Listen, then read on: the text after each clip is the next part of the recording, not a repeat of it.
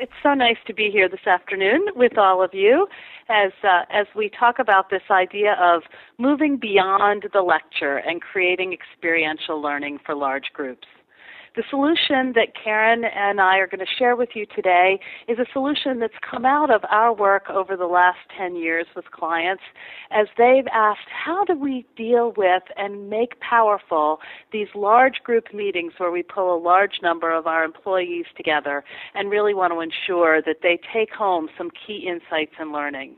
As I kick off, let me tell you just a little bit about Insight Experience and who we are. We help leading companies develop their leaders and execute strategy. We do that in large part by creating experiential learning activities that are part of leadership development programs and large meetings. We create really dynamic business-based learning experiences. The experiences that we design have a business component to them, and you'll see that as we go through today and give you an opportunity to experience a couple of snippets of our learning experiences.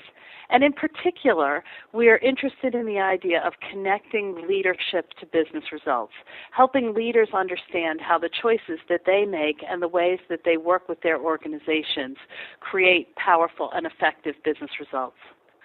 We work globally across industries at all levels of management with a focus on Fortune 1000 clients. And the experiences that we're going to talk about today, we've run for leaders of all levels. So let's talk a little bit about the dilemma of large groups.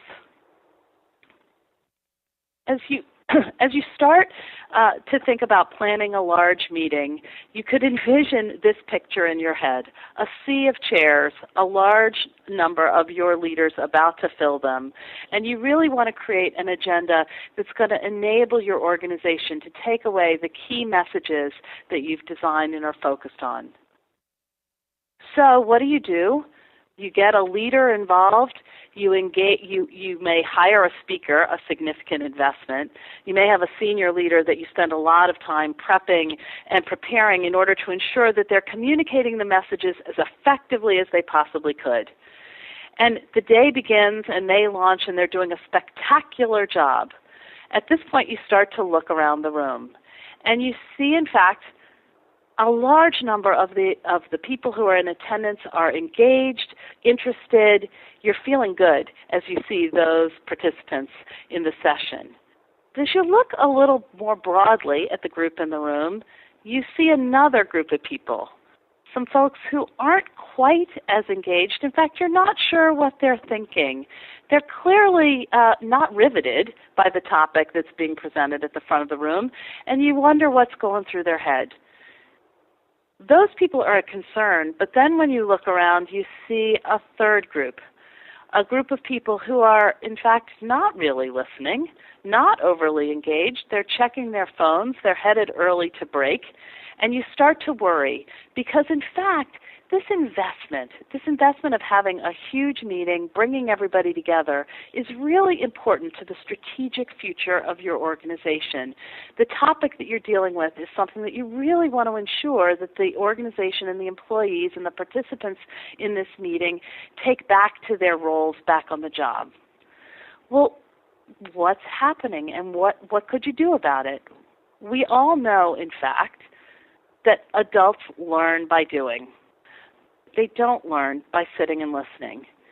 For those of us who work in the training and development fields, there are depressing statistics that in 6 months, people forget 90% of what they learn in a traditional training program. In fact, what we know, and there are lots of versions of this pyramid, but we know that the foundation, the most powerful types of experiences, are the ones that enable people to practice by doing or even take that insight and teach others. So we know that those are the experiences that have the greatest impact. We also know that ultimately, to be able to learn a different skill, you need to practice. One of my favorite quotes comes from Malcolm Gladwell, who said, "Practice isn't the thing you do once you're good, it's the thing you do that makes you good." And so what our solutions do is bring these principles that we know help drive employee engagement, help drive adult learning into the setting of a large-scale meeting. And that's what we're going to give you an opportunity opportunity to experience today. So why does this work so well, right? We know adults learn by doing, but why is that? There are three dynamics at play. The first is that when you're engaged in doing, you're involved and engaged and paying attention. You can't kind of skip out on the content if you're being asked to do something with it. So your paying attention is the first of the reasons that this works so well. The second reason that this works well is that it lets us engage in the most fundamental way that we as humans know how to learn, by trial and error. You think about the role of how a toddler learns to walk. It's the same way we as adults learn to develop a different skill. You try it, you fall, you pick yourself up, you try it again. When you can walk across the room, you feel victorious. So experiential learning gives adults that same cycle of fulfillment when they practice and learn a new skill. The third, and perhaps more subtle dynamic that is underway here, is the fact that when you're engaged with your peers in a peer learning activity and having to talk and debate and discuss and decide, you're having to articulate what you're learning. So as opposed to a new idea being just a cognitive process, you're having to take that in cognitively as a learner and then play it back out and explain it to your peers. So that articulation is the third dynamic that's at play in group-based experiential learning that we would suggest works great in a large-scale meeting.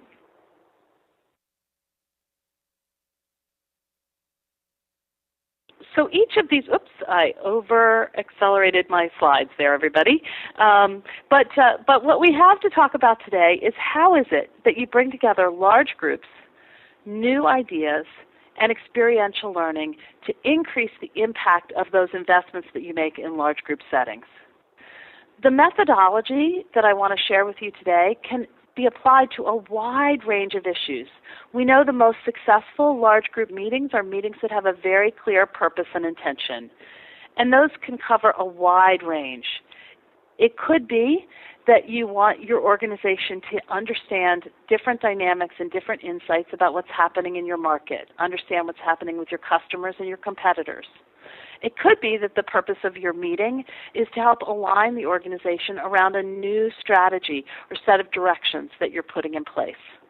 It could be that you have a strategy, and in fact, the purpose of the meeting is to engage and power up and motivate the organization to take on executing that strategy more quickly or more effectively in the market. It could be that you're looking to build new organization capabilities or integrate an acquisition to bring together people who haven't necessarily worked together in the past and give them an opportunity to accelerate building their network of relationships. It could be that your meeting is focused on really addressing the culture in place in your organization, some of the softer elements about how your organization operates, or driving and launching a new change in how the business will work or what people need to do.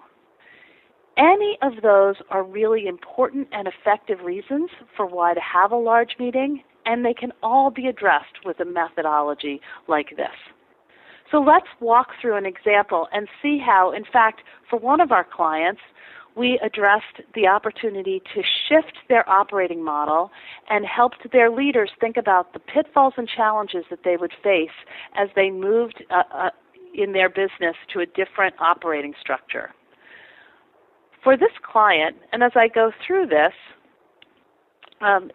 pay attention because I'm going to ask you to actually make one of the decisions that the executives in this large meeting faced as a result of this scenario. For this client, they asked us to develop a scenario that was a parallel to their industry, so this is not their specific industry. And so as I talk about Energy Track, you'll hear a little bit of the background associated with their organization and the challenge that they faced. Energy Track is a global energy management company. at this point, they're described as having a very strong share. Their core market is corporate clients.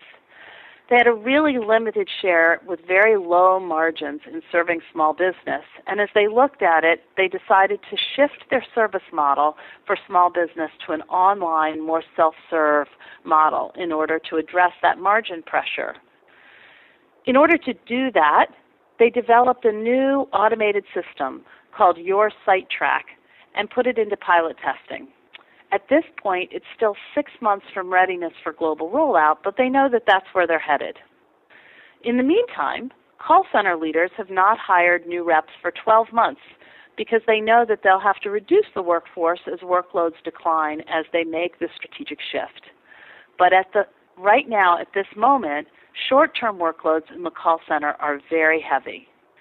So with that backdrop in the large meeting, we introduced a series of data and videos to the large group that would give them insight about the issue. Some of the data that the videos and the presentations from the front of the room gave them were things like workloads are highly variable, from 97% to 142% of the capacity in the call center. So they're seeing a lot of variation, but it's almost always at 100% of capacity. Another thing that they learned is that small business customers are highly price sensitive, and that the Your Site Track automated system reduced call center volumes by 18% during the first month of the pilot application. So they were excited and felt like they were on the right track with that system. With that backdrop, we then divided the group into their tables and asked them to tackle a few of the issues that the leadership faced. One of them was, how would you proceed given this short-term challenge in the call center in terms of workloads? And we gave them 5 options. There are 5 options that I'm about to give you. Option 1, would you accelerate rollout of Your Site Track to reduce the call center volumes more quickly? Would you hire temporary employees for 6 months in order to cover the current volumes until the system's ready to be released? Option 3, would you just do your best, stay the course, and continue to manage the heavy workloads until the system's ready for rollout? Option 4, raise prices to small business in order to reduce the volume of customers, so address the root cause. Or option 5, restructure call center operations in the short term to focus on large corporate accounts and then allow the service levels for small business to decline. Those are 5 options, and we'll switch over to the polling software and see the choices that you might make in the face of those alternatives.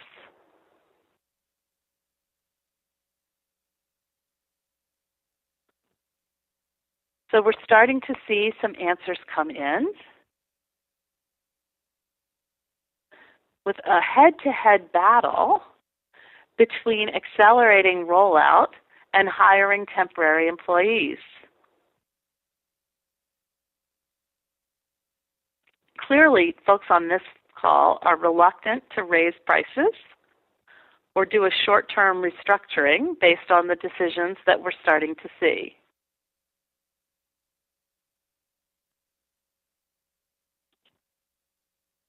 And Andrew, can I confirm that people on the phone are able to see the polling results? Yes, they are now able to see them. Awesome. That's terrific. So we did actually have at least a few brave souls suggest that restructuring the call center operations to focus on large corporate accounts might be the appropriate approach. You can see as you look at these decisions come in that there's not a clear, although we have a clear preference in the folks on this call to hire temporary employees in order to bridge the gap. But I suspect that in a conference, in a large-scale meeting room, there'd be a lot of discussion about the trade-offs associated with these decisions. After the teams had made decisions, we'd then also have a discussion in the front of the room.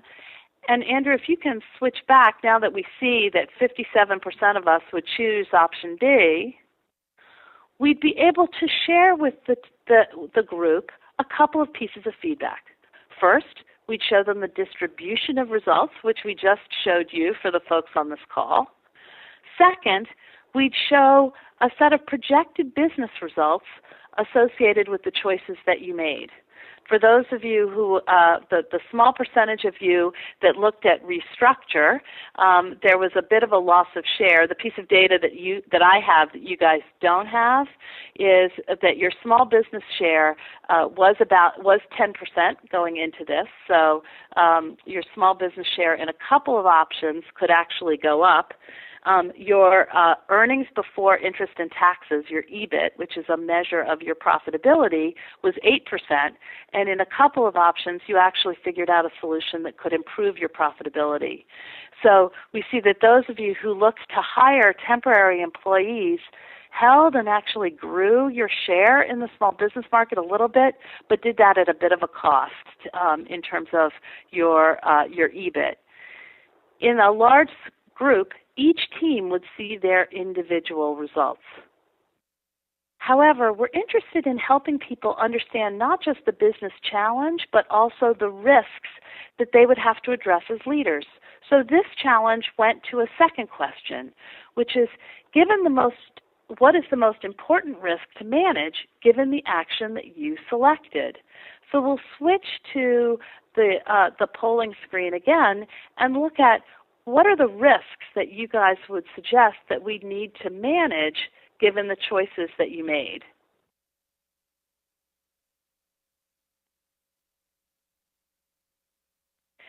And here, obviously, the risks would be directly related to the nature of the decision and choice, so there would be different right answers, as it were, for different choices. If, in fact, you chose to hire temporary employees, there'd be a significant challenge, as you guys are already noting, to employee morale and to call center quality. If one of your choices was to increase your price point, you'd really need to be paying attention to what customers are thinking of you or your overall market reputation, what your trajectory was going to be with that customer segment. As we look at these responses come in, we start to see more of this group on our call really concerned about ensuring that we manage call center service quality, which, given that each of these actions was going to impact the performance of a call center, is a very reasonable risk to highlight as the most important risk to manage. This is the second point in the flow of a large meeting where the groups really engage in active conversation about the business issue at hand. Not just what approach do we take, but what risks do we manage. And that information can provide additional very interesting information back to the organization. In fact, now that we see that 45% of the folks on this call would manage call service quality as the most important risk, let's look at how we could give a large group feedback on that choice. If we go back to the slides, thanks, Andrew. The first slide that we would show is that results of the action by team. That's the same set of business information that I just highlighted for you a few moments ago. And in this particular example, there are 12 different teams around the room. And you can see that there was a distribution of their choices. I'm going to highlight just a couple of those pairs here so that we can look at the impact of their risk management. If you look at teams 1 and 2, they both chose to accelerate the rollout of your site track. Teams 9 and 10 both chose to raise prices. However, they clearly made some different decisions about how to manage their risks, because instead of their results being the same, which they are just based on the choice they made, once we showed them some data about managing their risks, we see really different results between Team 1 and Team 2, where Team 2 did a much better job of managing the risk of accelerating the technology and rolling it out in the call center. And between Teams 9 and 10, where Team 9 did a better job of managing the rollout of increased prices and so was able to sustain a real improvement in margin even while sustaining their small business share. This profile of results provides a powerful foundation for a leader and an organization to connect back to what could be ahead in the next 3 to 6 months for their business as they move or shift an operating model. It was a jumping off point for the leadership team to really highlight the kind of risks that they wanted leaders to be paying attention to in the real world as their organization shifted how they provided service to customers.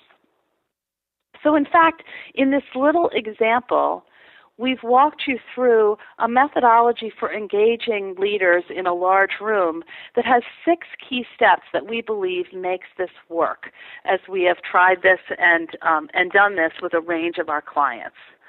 The first step is that we need to describe a recognizable situation. Although it may not be using the names and titles and product names or competitor names of the business, the parallel, the context, the environment needs to be recognizable to people so that they feel that it's relevant and useful to them to engage in.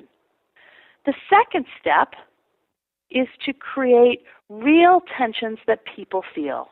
Those choices, and the choices that you guys had to consider as you made the choice between accelerating a large-scale IT development, hiring temporary employees, or engaging in a process redesign, need to be real tensions that people don't have easy answers to back on the job, because that creates the foundation for the debate and the discussion at the table.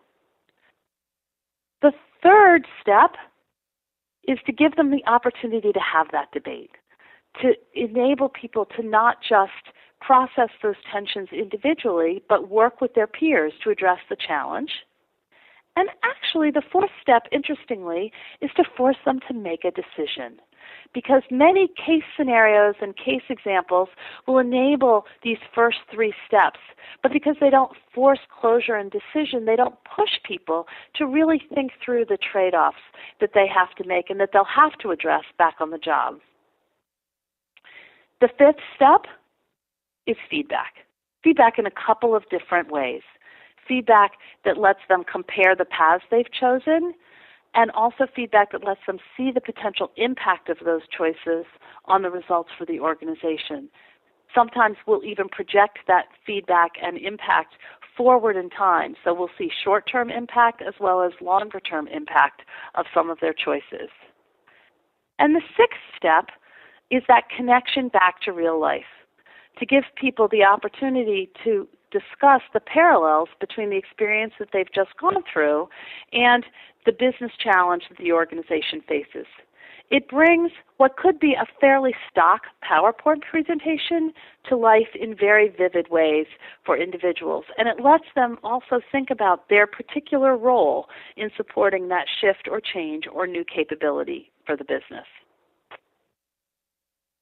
That gives you a sense of how we tackle a business issue, but we've also used the same methodology to help leaders develop interpersonal skills, to help leaders develop their ability to work with their organizations, to work collaboratively across boundaries, to coach their employees, and to really build their skills as leaders. To do that in a large-scale meeting, we focus on 3 roles. And in a ballroom, we might have 200 trios of leaders, each in these 3 roles and rotating through them. The first role in the trio is a leader who's practicing their skills. In this case, and I'm about to tee up an example of this for you all to observe, in this case, Karen is going to be the leader who's practicing her skills.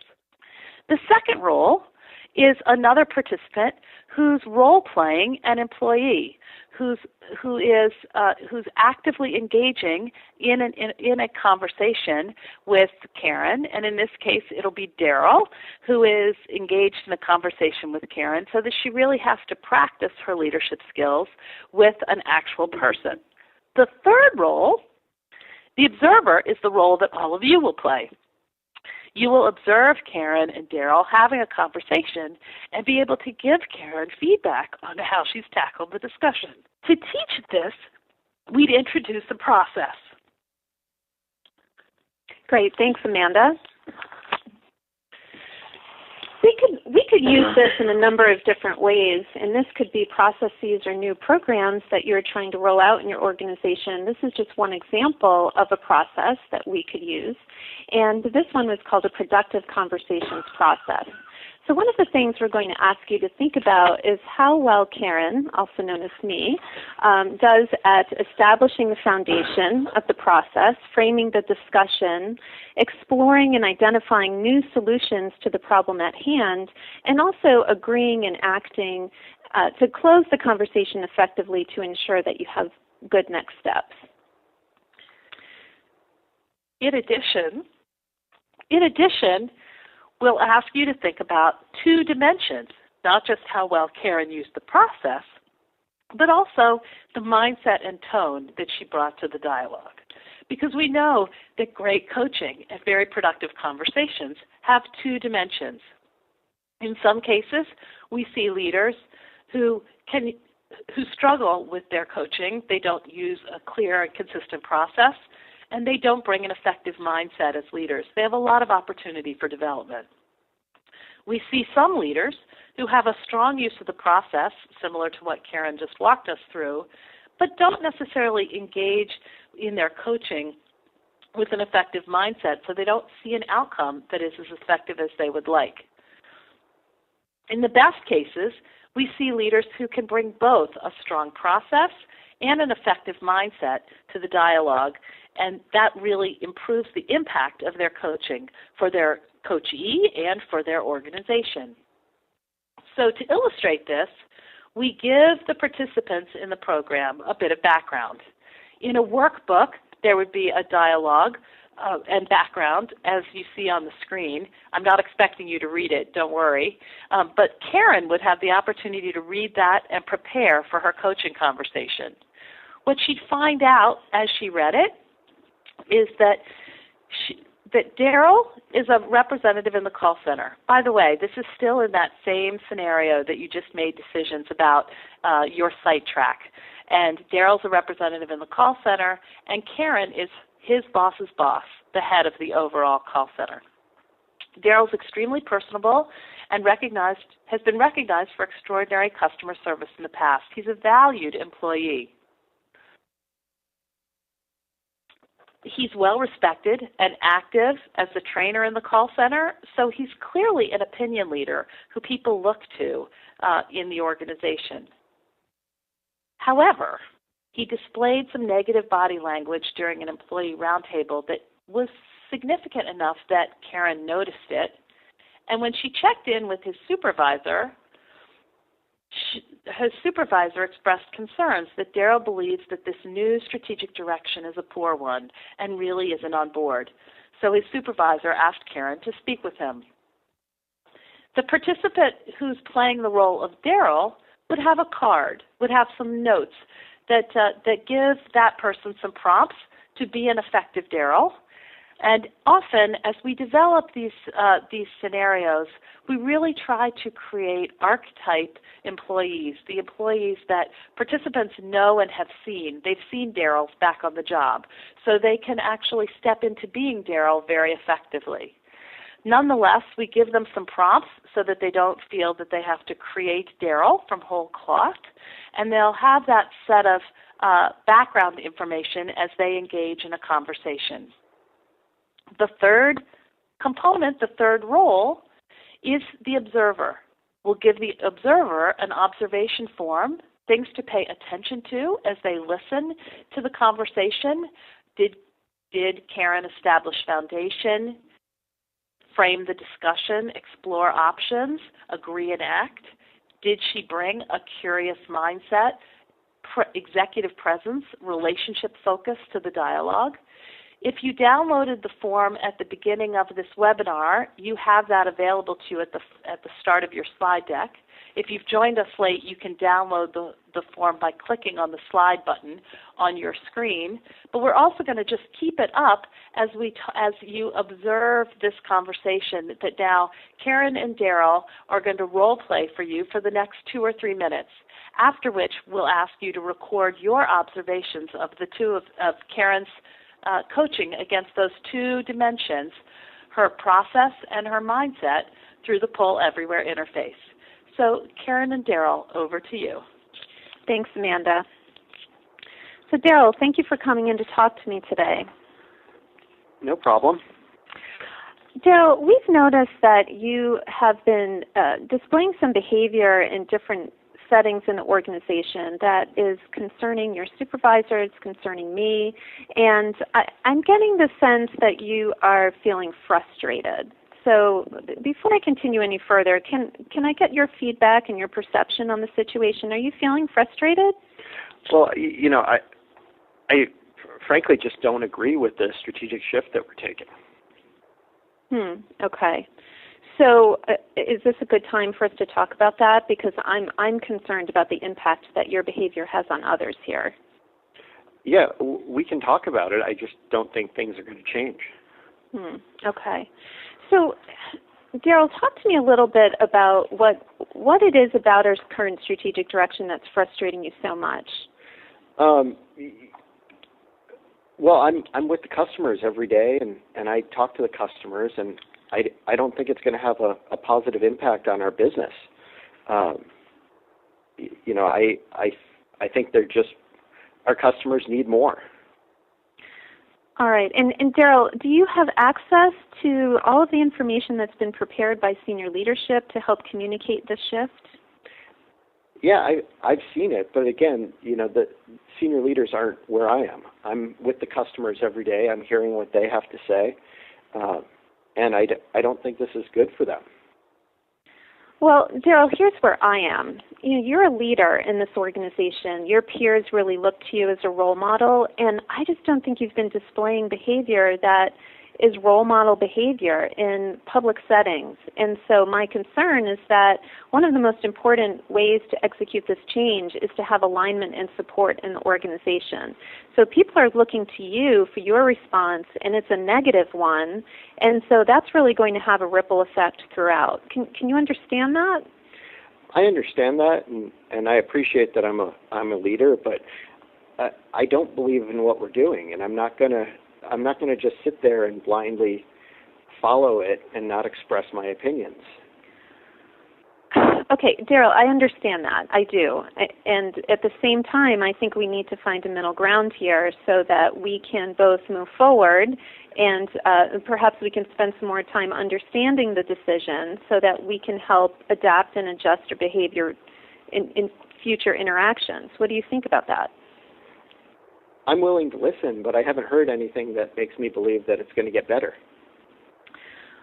Well, here's what I'd like to do then. I'd like to ask you to try to portray a neutral a disposition about this so that people will be able to form their own opinions, and then I'd like for us to continue our conversations moving forward, to try to help you through the transition. But at the same time, I want you to really understand that we're concerned about the greater impact of your behavior. Okay. I mean, I'm willing to listen, but I'm still going to express my opinions. Okay. Well, thanks for talking to me today, Daryl. Thank you. Well, so how did Karen do? Let's take a look on Poll Everywhere, and the first poll that you'll see is the opportunity to evaluate Karen's use of the coaching process.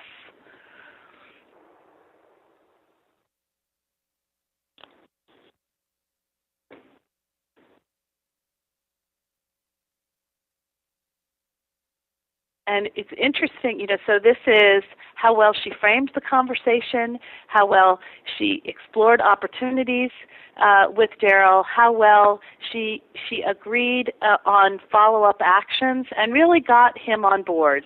And we're seeing a broad distribution of your perspectives about her coaching process. There were some things that she did well in terms of starting the conversation, and some things that I suspect some of you feel that she didn't do as effectively. In a moment, I'm going to give you the opportunity to give Karen some feedback, so keep in mind what's driving you to give us this rating as we go forward. With a distribution that says that Karen was, at least at the majority, somewhat effective in terms of her use of process, I'm interested now in your view of her mindset. So if we could go to the next poll, this is that other dimension of coaching: her tone, her attitude, her presence, her curiosity.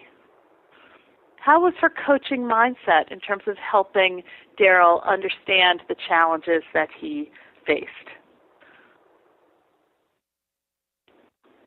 The early results would say that we don't have quite as broad a distribution. As we look at these results start to come in,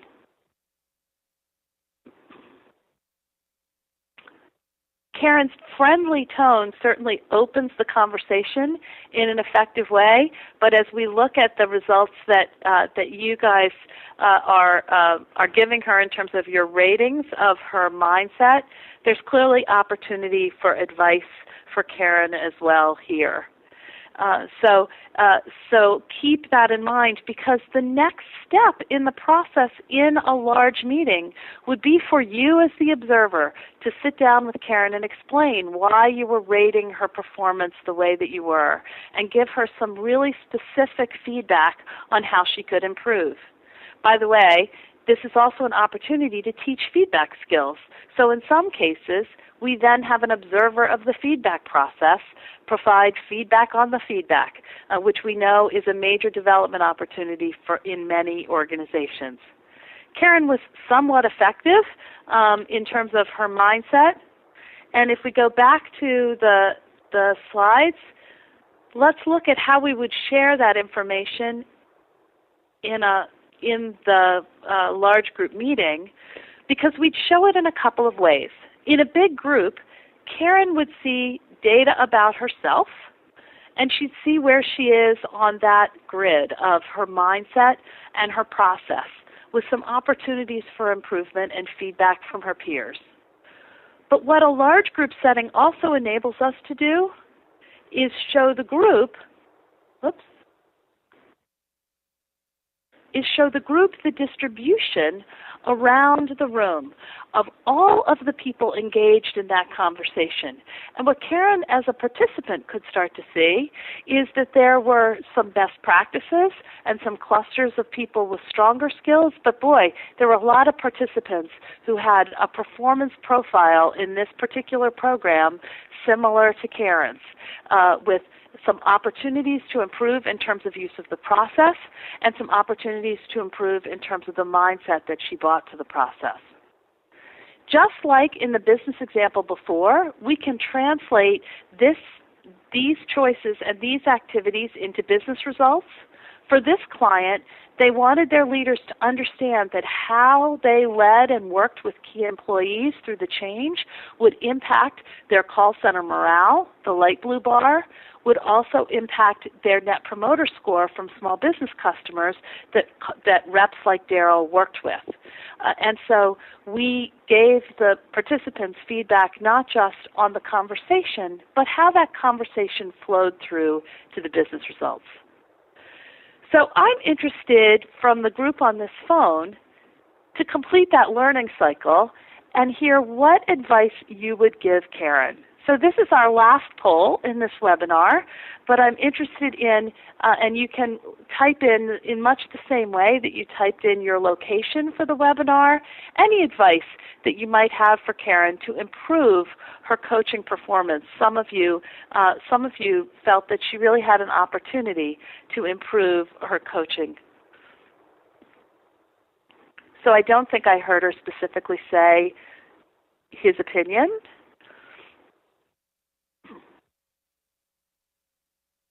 Ask for more info. She could have asked more questions as opposed to stating her perspective.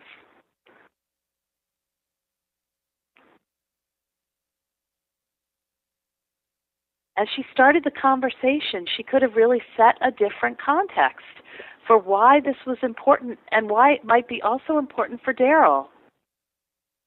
So setting that shared objective. Just have a conversation.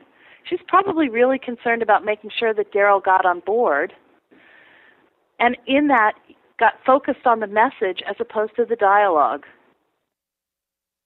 I see a whole theme here about asking more questions.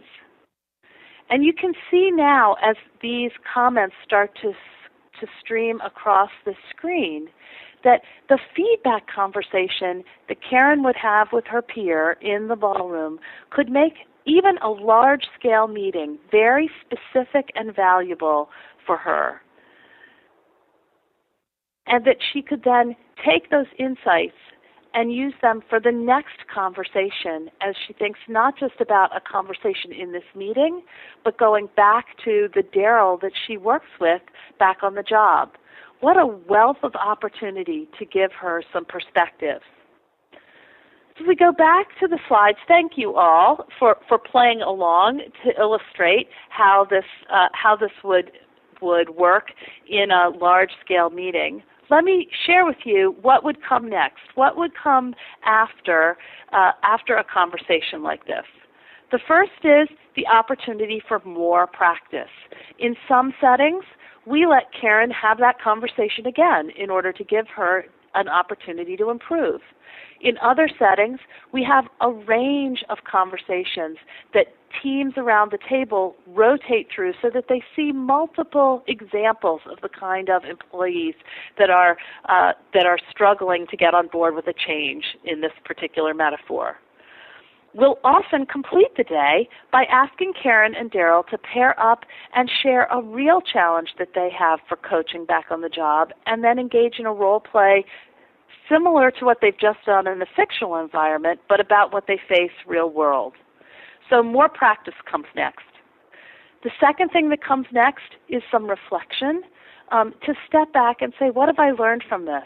For Karen, it could be the opportunity to watch one of the top coaches conduct a conversation at the front of the room and really demonstrate some best practices that she could learn from and apply on her next conversation. It could be that there's an opportunity to do a personal assessment to take your feedback from your peers and decide what you intend to work on. The third thing that could happen next, and always does, actually, it's not a possibility, it always happens, is connection. To take this experience in the room and connect it to the leaders' perspectives about the business challenge and the issues that the organization faces, and to give people the opportunity to do personal or team action planning. This works for 4 simple reasons.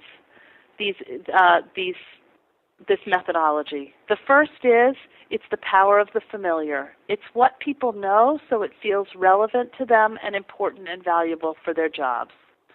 The second is that power of polling, the information and insight that both gives you confirmation of being in the middle of the pack or insight that your view is different than those of your peers. The third is the power of feedback. The whole conversation that you just had electronically with Karen happening in the moment gives people a personal takeaway from the session. And the fourth is the power of your peers, the power of your peers around compliance and around understanding how they do what needs to happen back on the job that everybody needs to tackle, particularly in terms of a large-scale change. Often, clients will ask us what happens afterwards. The learning can go far beyond the ballroom. 4 quick specific examples. The first is that Karen could get an individual report and feedback based on her experience during the day that gives her some specific action items to take forward and apply back on the job. The second, for some clients, this is the starting point. A large-scale meeting is then repurposed into cascaded meetings into the organization that have a consistent experience and a consistent message that can be carried out broadly into a distributed organization. The third is interesting in that often the distribution of decisions, whether it's about a business issue or around a coaching conversation, provides feedback for leadership about where the organization's capabilities are, where the organization is on board around a change, where the organization may not have a shared perspective about something that the organization faces. So the data from these sessions can be a valuable data set for leadership. The fourth is that this platform can then continue forward outside the meeting with additional learning, with modules and moments that people can do intermittently following the session in order to build their skills. So this approach to changing the dynamic in a large-scale meeting can apply to a range of different challenges. If your challenge is to shift direction, you might let participants manage the business with new decisions. If it's to improve collaboration, you may challenge the participants to work with partners across boundaries who bring very different perspectives to the business challenges that they face. It could be used to help develop innovation skills by allowing people to practice the skills of design thinking or entrepreneurial action, to announce a reorganization and give people the opportunity to live in a new future with different decision rights. If in fact part of what you need to help people understand is new investment criteria, then give participants the opportunity to analyze a fictional portfolio of initiatives and prioritize them. It could be that you need, like the client that we've talked about today, to accelerate a major change. So you give participants the opportunity to structure head and heart change activities and manage the pitfalls as they move through. Hopefully, this webinar has given you some food for thought, that the next time that you have the challenge of bringing together a large population to hear an important message, to build an important set of skills for your business, you'll think of a vision like this, where people are engaged and involved and really building their skills interactively and learning by doing around the opportunities and the issues that you face. We have seen this work with clients of all sizes, with participants at all levels, because at its core, we learn by doing, we learn by trying. And that's the principle that we take forward from this webinar. With that, I've concluded our official comments, and I'm happy to take any questions for the few remaining moments. Thank you so much, Amanda. So we do have some time for questions. Before we get to them, I want to just thank you for you and Karen for and Daryl, of course, for stepping in and allowing us to play along in that exercise. I think that was very useful to see that in practice. So thanks for all of that well thought out facilitation. So let's get into the questions. We've got a couple that have come in. I encourage our members, if you haven't asked one yet, feel free to do so now. Don't forget to attach your name so that if we don't get to it, we can, of course, put you in contact with the appropriate person at Insight Experience who will be able to answer it. So I think let's start off by asking a question that came in earlier. Curious to know, what is the decision-making process that has taken place for leadership when it comes to decisions and input versus the consensus? What are your recommendations on some of the things that come out of these facilitations? What should leadership do with this stuff? Using the energy and Daryl, and perhaps some of his negativity was trickling down, and his team didn't agree with what the business was doing. What's your recommendation for leadership when they get something like this, where an entire department or business unit is perhaps not on board with the business strategy? Yeah, so what a great question, and I think there's a couple of ways to answer that. The first is for the client that we actually ran a session using the Karen and Daryl dynamic. It created a very powerful platform for leadership to talk about what additional information does Daryl need as a valued employee. What is it that he wasn't seeing about the change? What information did he need? What support did he need? What skills did he need in order to really get on board? And what the leadership heard loud and clear as a result of that session was that many of the leaders in the room felt that they had Daryls on their team and really wanted additional communication support and additional interaction from leadership to support them in translating and rolling out what was a really challenging shift in strategy. So I think at the first level, it's ensuring that the leaders have the information and insight that they need to be able to have a conversation like that.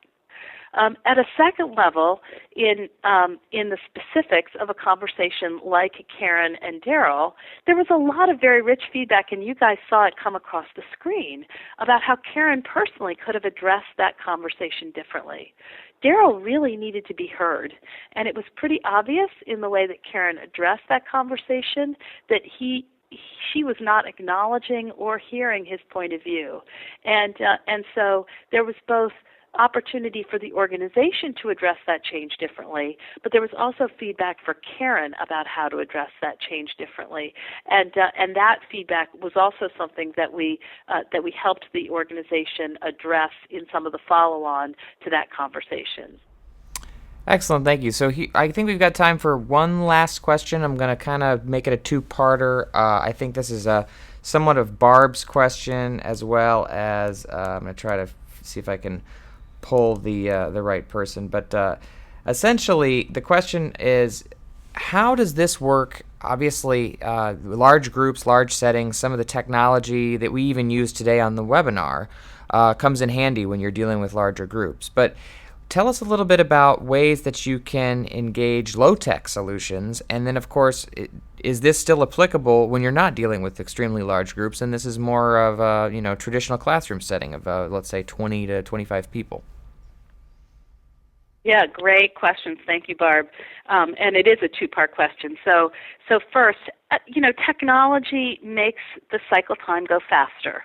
So we were able to real time, even though some of you are in Portugal and Nebraska, see your feedback on this conversation very, very quickly.